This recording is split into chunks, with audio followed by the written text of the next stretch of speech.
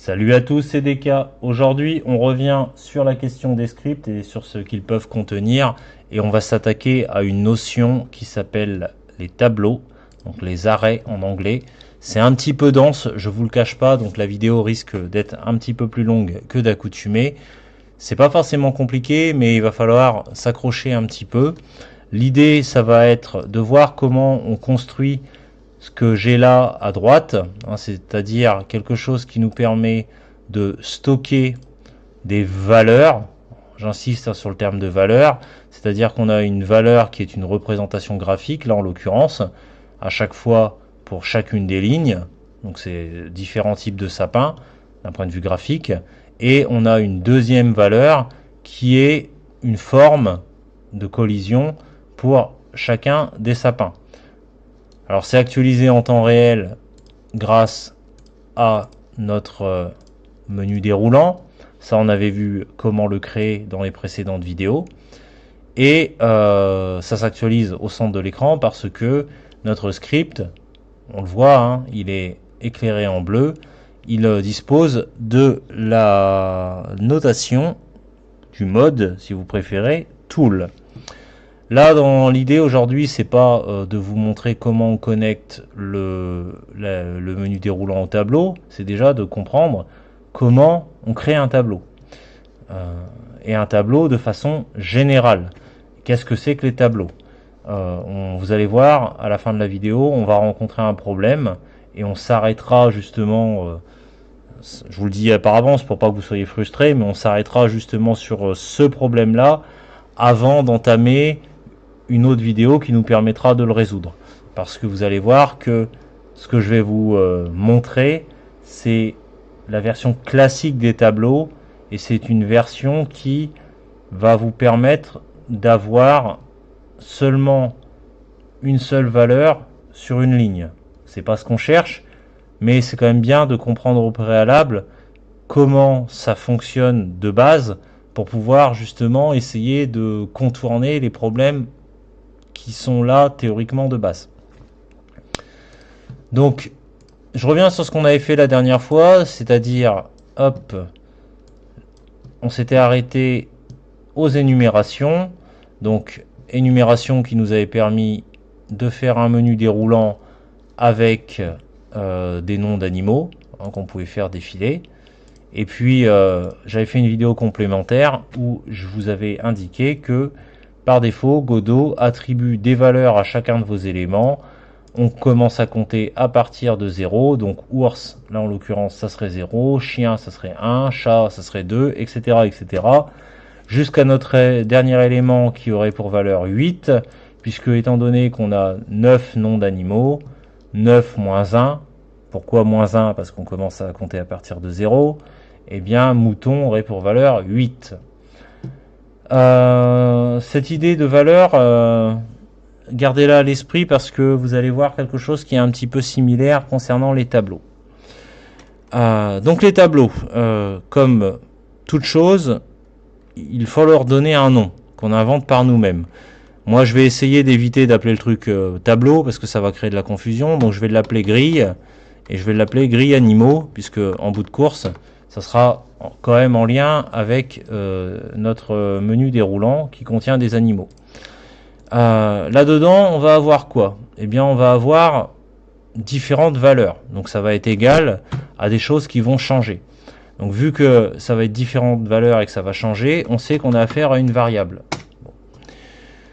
Vu qu'on veut pouvoir avoir une visibilité dessus et pouvoir agir dessus, ce qu'on va faire, c'est qu'on va tout de suite mettre la notation, si vous préférez le mode, qui s'appelle export. Ça va nous permettre de récupérer à droite, dans notre fenêtre, les choses.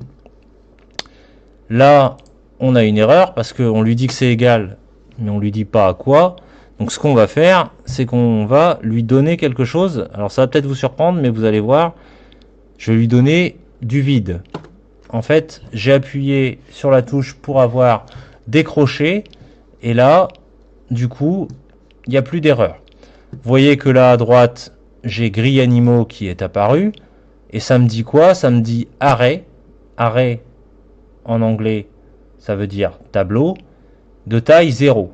Donc là, concrètement, il a compris que ce que je voulais, c'était un tableau. Et pourquoi de taille 0? C'est parce qu'effectivement, j'ai rien mis entre les crochets, il est vide dans l'immédiat. Faites attention, il s'agit bien de crochets et pas d'accolades. En anglais, vous entendrez le terme curly bracket pour les accolades, pour les crochets, vous entendrez le terme bracket. Mais faites la distinction entre les deux. Donc là, on a un tableau qui est vide et on voit qu'à droite, on y a accès. Si j'ajoute des éléments, il est plus vide, vous voyez que sa taille elle augmente. Par contre, on a indiqué nul. Alors, je ne vais pas vous faire la blague, mais vous, vous doutez bien que ça ne veut pas dire que votre programme il est nul ou que Godot considère que vous êtes nul. C'est pas de ça dont il est question. Ça ne veut pas dire non plus que c'est égal à 0. Ça ne veut pas dire non plus qu'il y a une erreur. Ça ne veut pas dire non plus que ça ne sert à rien. C'est pas égal à 0 parce que 0 c'est déjà une valeur. C'est pas non plus une erreur parce que sinon vous auriez un message en rouge, etc., etc. Nul, ça veut dire quoi? Ça veut dire que le tableau est en attente de la définition d'une donnée ou d'un type de donnée. Mais pour l'instant, en l'état, vous ne lui avez rien dit. Donc, il est nul au sens où il n'y a pas ni de valeur de donnée, ni de type de donnée par défaut. Donc là, par exemple, on pourrait lui en attribuer un. Là, on pourrait, par exemple, attribuer int. Et du coup, on pourrait rentrer des nombres entiers. Sur la ligne suivante, on pourrait attribuer float et rentrer des nombres à virgule.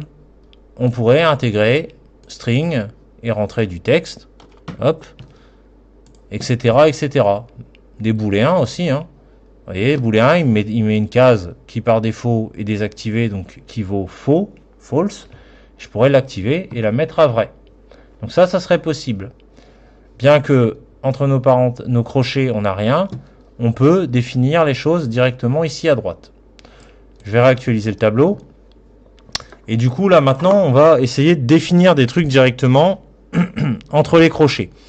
Et vous allez voir, comme vous venez de voir que là, on pouvait directement à droite définir différents types de valeurs. Vous allez voir qu'en fait, c'est vrai aussi d'un point de vue du code. D'un point de vue du code, je peux lui dire que je veux d'abord des caludo, ce qui est un string, que je veux d'abord un chiffre entier, un nombre entier, qui est un int, ensuite que je veux un nombre à virgule, qui est un float, et enfin, pour finir, que je veux un booléen qui a pour valeur vrai, true. Et si je fais ça, vous voyez, à droite, qu'est-ce qui s'est passé? J'ai Decaludo qui est apparu, 12, 54,8, et activé, qui veut dire que ma valeur est vraie. Bien entendu, si là j'effectue des changements, il va falloir que je les fasse de façon corrélative au type qui est là. Là et là, c'est du string, donc je ne pourrais rentrer que du string. En dessous, c'est des nombres entiers, donc je pourrais rentrer que des nombres entiers. Je vous fais un test, si je mets 12,3 et que je fais entrer, il n'accepte pas, il me remet sur un nombre rond, 12. 54,8, ça lui pose pas de problème. Si je tape une chaîne de caractères et que je fais entrer, il n'aime pas, il me remet sur la valeur par défaut. Là, mon booléen, je peux rien faire d'autre que l'activer ou le désactiver. Je ne peux pas à aucun moment lui demander de me transformer ça en un chiffre. Alors par contre, ayez à l'esprit que par exemple pour un int, donc un nombre entier, je pourrais très bien lui dire true. Ça paraît contre-intuitif, mais je peux le faire. Et si je fais entrer, vous allez voir que normalement il devrait me mettre 1. Voilà. Et si je mets false, il va me mettre 0. Je vais vous expliquer pourquoi, mais je vous montre quand même que vous ayez confiance. Voilà. Alors pourquoi il me fait ça? C'est parce que c'est un peu comme les débuts de l'informatique où on travaillait en binaire. Quand on n'a que deux possibilités, vrai ou faux, true ou false, eh bien on peut symboliser ça par 0 ou 1. Et du coup, quand c'est vrai, c'est 1. Quand c'est faux, c'est 0. C'est un peu le même principe que le courant électrique. Hein. Le courant, soit il passe pas. Hein, donc, vrai ou faux, 0 ou vrai 1, faux 0. Donc voilà. Donc gardez à l'esprit qu'effectivement des booléens peuvent être convertis en valeur en nombre entier. Alors, ça sera jamais autre chose que 1 ou 0. Donc là, vous avez vu qu'on peut rentrer directement des valeurs dans nos crochets. Mais vous vous dites peut-être, et si vous vous le dites, vous auriez raison, que étrangement, là, ma donnée, je ne l'ai pas typée. Alors qu'habituellement, je le fais. Habituellement, derrière, je mets 2 points et j'ajoute un type. Ben, on peut le faire, il n'y a pas de souci. Godot l'accepte. Et c'est mieux de le faire. Parce qu'encore une fois, ça fait économiser du temps de calcul au moteur. Donc on pourrait lui dire, eh bien voilà, grille animaux, tu es de type tableau, qui a pour valeur l'un de ces 4 trucs-là. Et bah, vu qu'il y a 4 possibilités, c'est variable. Alors, je dis l'un de ces 4 trucs-là, sachez que ça, c'est la taille totale de notre tableau. Quand on regarde à droite, grille animaux, on nous dit que arrêt, donc le tableau, il a une taille de 4. Il ne peut pas avoir une taille supérieure. Si j'ajoute un élément, vous voyez qu'il nous dit que, encore une fois, c'est nul. Pourquoi? Bah parce qu'il ne sait pas quelle donnée déterminer pour cette nouvelle ligne, puisque nous, on a donné que 4 ici. Donc si on en ajoute une 5e, il ne sait pas quoi faire, il nous dit, bah, par défaut, il n'y a rien qui a été déterminé pour une 5e ligne. Par contre, si au niveau de la 5e ligne, je lui redonne par exemple un string qui dit salut, bah, vous allez voir que là, il n'a plus le problème, il nous affiche salut. Donc, la taille de votre tableau est proportionnelle au nombre d'éléments que vous avez intégrés dans votre tableau. Donc je vais supprimer salut, 4 ça sera suffisant. Du coup ça veut dire quoi? Ça veut dire aussi que les éléments, leur ordre est pris en compte. Et ça nous amène à une subtilité, mais qu'on avait un petit peu vu indirectement déjà avec les énums. C'est qu'en fait, bien qu'on ne le voit pas ici, chacun de vos éléments, ils sont associés à ce qu'on appelle un index. C'est-à-dire que dès qu'il y a Ludo, ça renvoie à l'index qui est ici à droite, on le voit, 0.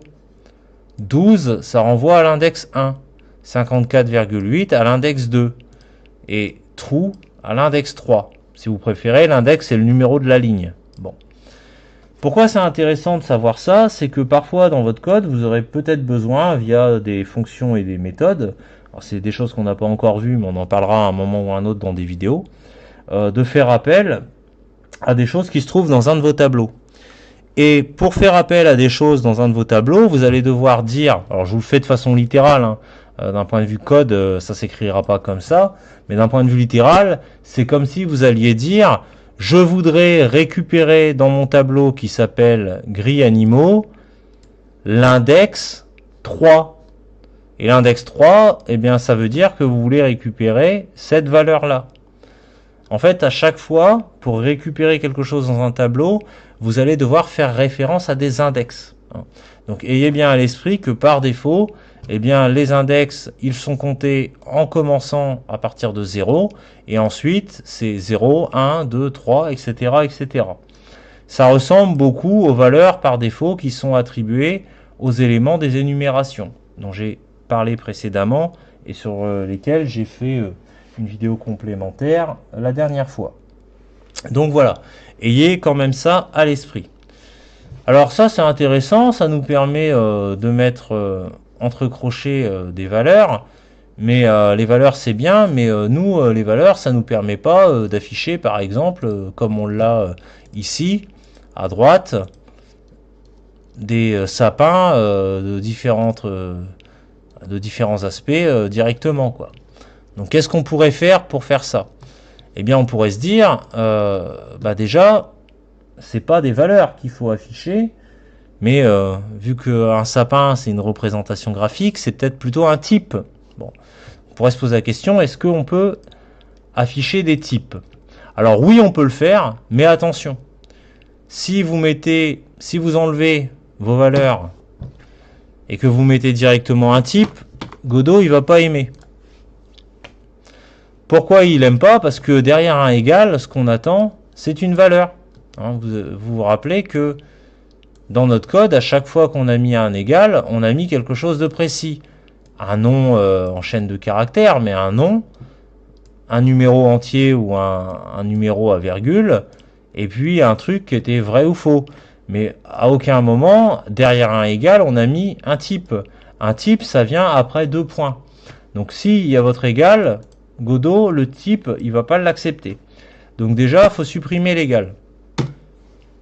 Alors le mieux, c'est voilà, de venir coller vos crochets au type arrêt. Donc là, on arrive sur quelque chose d'un petit peu nouveau, parce qu'en fait, vous voyez que on a déjà un type arrêt qui est suivi par un autre type entre crochets. Et ça, on n'avait pas encore vu ce type de choses. Donc là, ça m'amène à encore la nuance dans le fait que je vous ai beaucoup parlé, dans toutes les vidéos que j'ai faites jusqu'alors, de structure lorsque j'évoquais les variables et les constantes. Et je crois même que je l'ai évoqué pour les énums. Et peut-être que par déduction, vous vous êtes dit, et vous auriez eu raison de le faire, que ça correspondait à des codes couleurs. C'est-à-dire que les structures, finalement, c'est les trucs en rouge. Les modes, c'est les trucs avec un arrobase et en orange. Les types, c'est des trucs en bleu, un petit peu azur. Et puis derrière les égales, on a la valeur de nos données. Bon. C'est un peu intuitif de réfléchir comme ça. Et vous auriez raison de le faire. Cependant, on a un problème en informatique, c'est le problème de la correspondance entre le langage informatique et le langage de tous les jours. Ce qu'on appelle parfois le langage vernaculaire, mais voilà, le langage de tous les jours. On peut aussi avoir un autre problème, c'est entre deux langages. Entre, par exemple, le langage de Godot, le GDScript, et le langage d'autres systèmes informatiques. Bon. Mais même si on s'en tient que au langage de Godot par rapport au langage de tous les jours, on peut déjà rencontrer des problèmes. Parce que quand on voit que Mario, par exemple, c'est le nom d'un personnage qui ne changera jamais tout au long du jeu, eh bien effectivement, on peut dire que d'un point de vue structurel, il est constant.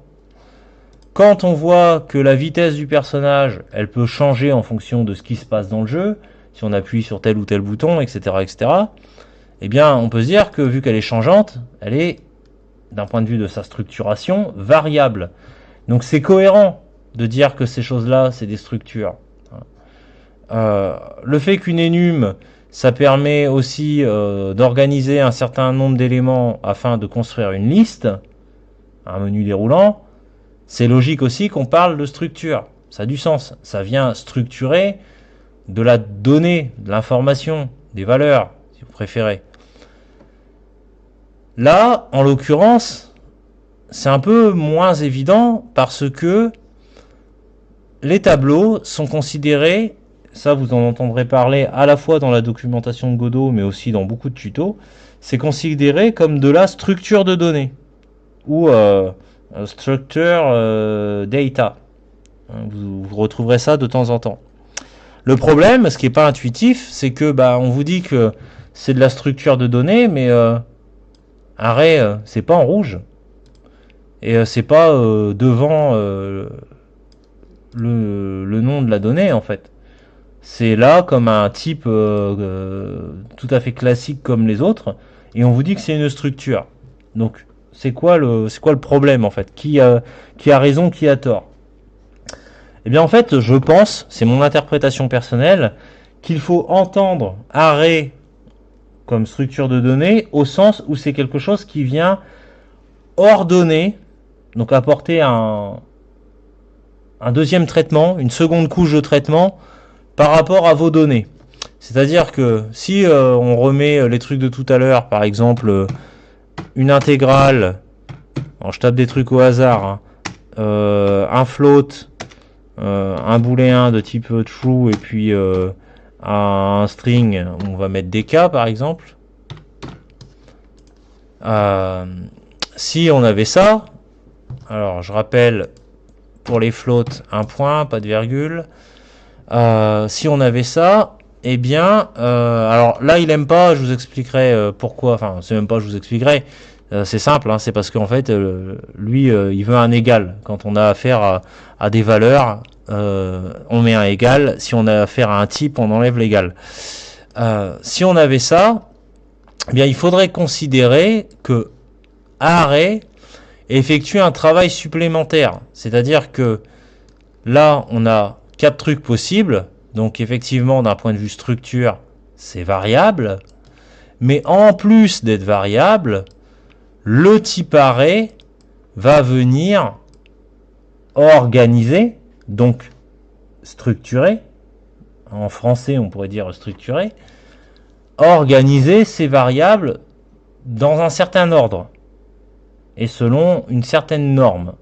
Et je pense que c'est comme ça qu'il faut l'entendre en fait. Donc voilà, je voulais faire cette précision là parce que on va avoir régulièrement ce genre de problème et c'est un problème qu'on rencontrera, qu'on verra pas aujourd'hui, mais qu'on rencontrera aussi avec les questions de fonctions et de méthodes. Donc j'y reviendrai en temps voulu, c'est pas l'objet d'aujourd'hui, mais sachez que ça arrive assez souvent entre le langage informatique et le langage courant. Donc là on revient à notre base, c'est-à-dire que on a un tableau qui s'appelle grille animaux, qui est de type tableau. Vu que c'est un tableau, il va contenir des choses qui vont changer, donc il est variable. Mais par rapport à ces choses variables qu'il va contenir, eh bien, ces choses déjà, elles seront en termes de type des entiers. Donc dans notre tableau, qui est de type tableau, on aura des valeurs de type entière.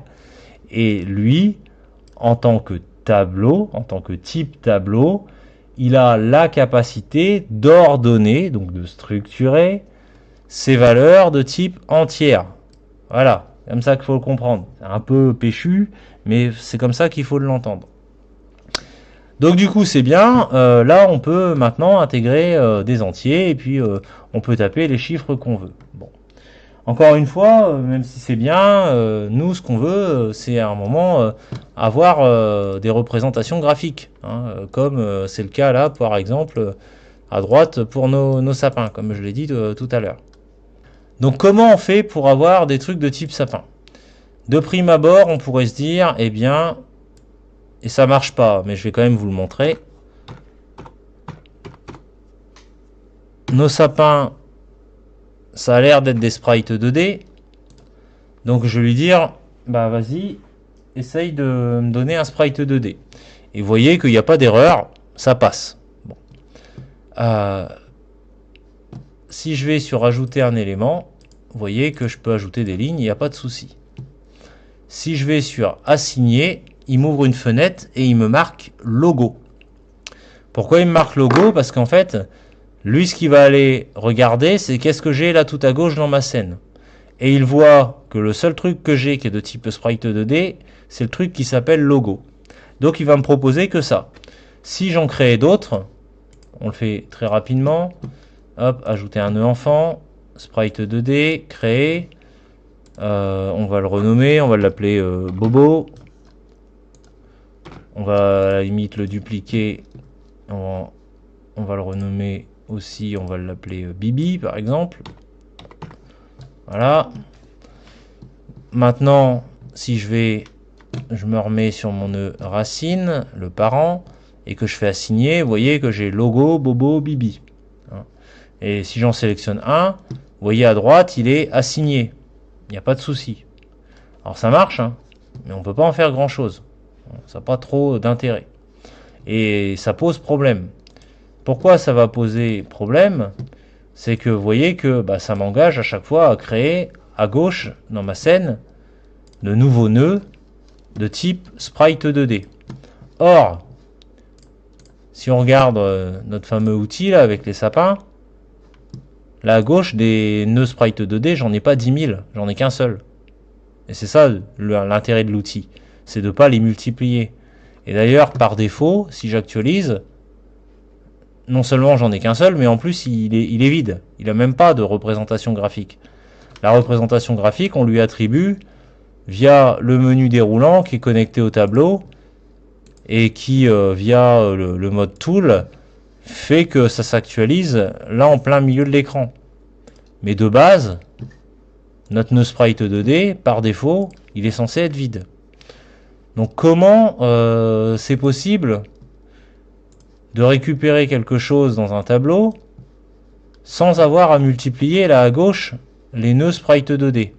Eh bien, tout simplement, déjà, en se disant que sprite 2D,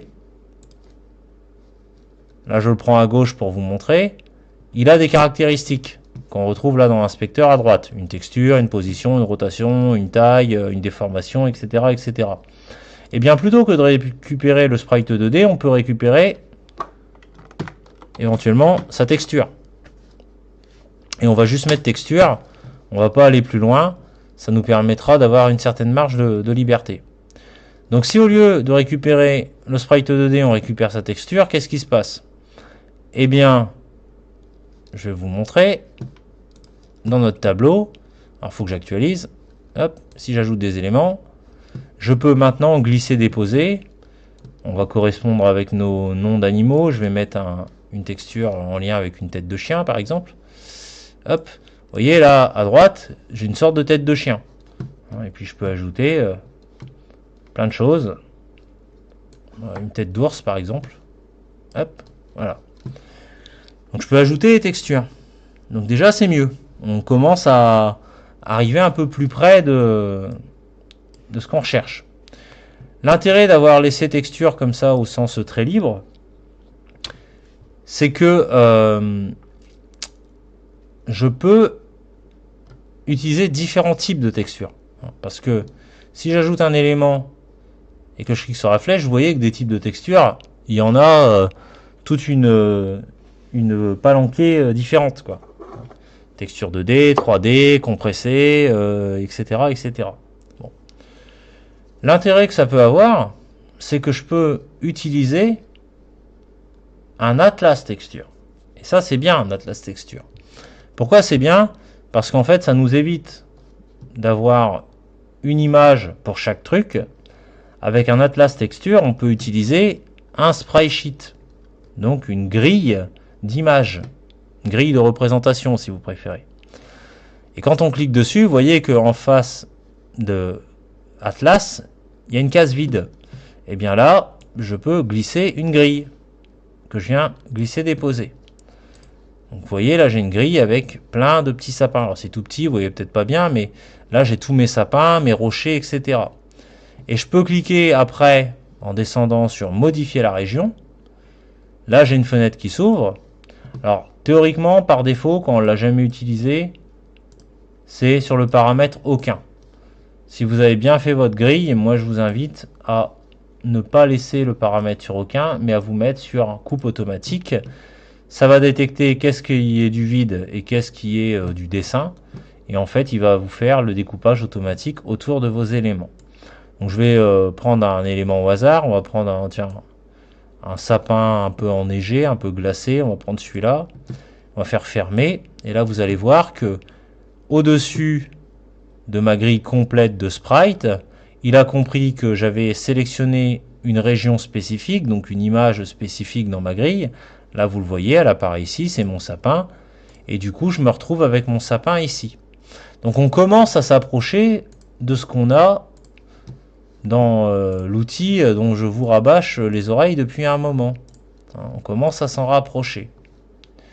On a bien notre représentation graphique. Donc, texture, dans le code, entre les crochets de notre tableau, ça a l'air pas mal. Et effectivement, c'est plutôt pas mal. Mais ça pose un problème, et non négligeable. Le problème, je vais vous le montrer tout de suite, c'est que ici, comme vous pouvez le voir, au-delà de ma texture, sur la même ligne, donc l'index 1, j'ai à la fois une représentation graphique en termes de valeur, mais j'ai une autre valeur qui correspond à une forme en 2D. Et je pourrais même avoir d'autres choses, hein. Je pourrais avoir un son, un truc audio, je pourrais avoir un booléen, je pourrais avoir un nombre entier, je pourrais avoir plein de choses. Alors pourquoi ici je ne peux avoir qu'un seul truc à la fois par ligne? Alors on pourrait se dire, bah, c'est peut-être que c'est juste le fait que j'ai juste mis un seul truc ici. Peut-être que si j'ajoute quelque chose derrière texture et que je lui dis que je veux, en plus de la texture, par exemple un nombre entier, pour dire que je sais pas, que mon chien il a 10 points de vie, imaginons. On va mettre que je veux pouvoir rentrer un nombre entier. Et ben vous voyez qu'il aime pas. Il me met qu'il y a une erreur. Ça, je ne peux pas le faire. Je ne peux pas le faire. Et là, on arrive aux limites, je dirais, des types qu'on peut donner à un tableau, en fait. On arrive vraiment aux limites. Si j'enlève texture, hein, c'est pour vous montrer que le problème, c'est pas le int. Vous voyez, quand j'enlève texture, il n'a pas de problème, il est prêt à accepter des nombres entiers. Hein, il n'y a pas de souci. Donc en fait, je vais m'arrêter là pour cette vidéo, mais petit teasing pour la prochaine fois. Ce qu'on va voir, c'est qu'il existe un moyen détourné, dira-t-on, qui va nous permettre, au sein d'un tableau, c'est-à-dire entre les crochets, d'arriver à intégrer des éléments multiples qui sont de différents types. Et du coup, sur une même ligne, c'est-à-dire plus précisément sur un même index, comme c'est le cas dans le cadre de notre outil, par exemple on va prendre l'index 6 au hasard, hein. Sur un même index, le 6 par exemple, on va pouvoir intégrer plusieurs choses.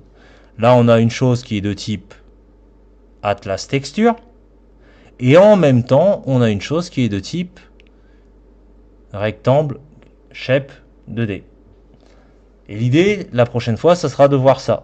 C'est comment on peut faire le mot n'existe peut-être pas, mais du multitypage, d'une certaine façon, au sein d'un tableau, pour pouvoir intégrer plein de choses.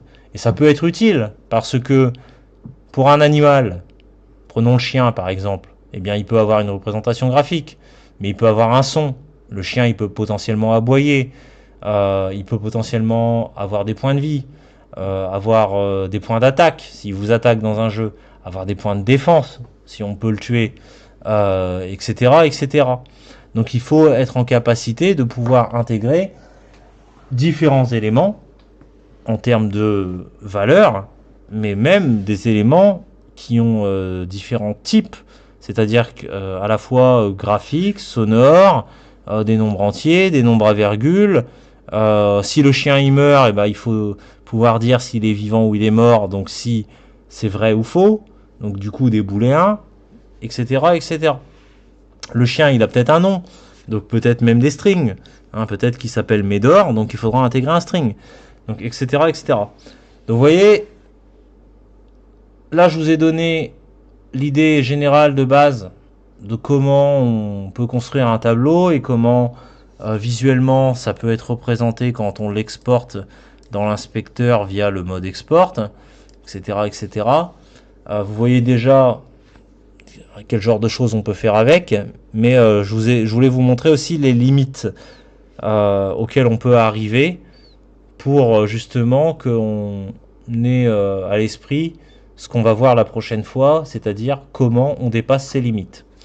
Voilà, et bien j'espère qu'en dépit de la longueur de cette vidéo, cela vous aura plu et vous aura éclairé sur la question des tableaux. Et sur ce, je vous dis à bientôt. Salut!